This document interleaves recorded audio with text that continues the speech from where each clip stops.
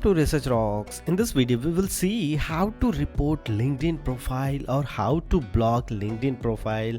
It's very simple tips and tricks. Someone are irritating you, so you can apply this process and block someone very easily. Before start the video, please subscribe our YouTube channel Research Rocks. So simply first of all, you need to open your LinkedIn account and enter the profile. Click your profile and afterwards which profile you want block from your LinkedIn account. So I just simply search here one of the profile. You just consider this is profile, I want block this one.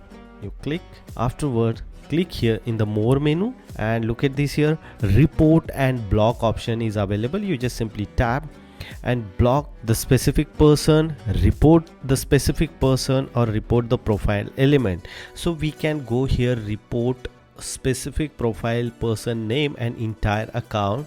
So person, this is inappropriate, something else, hack, real person, this is not real person. So you can click this one and submit the report, because of sometimes some people are making LinkedIn profile and put it the celebrity name and celebrity picture, so we can very easily follow or accept the request and discuss with them.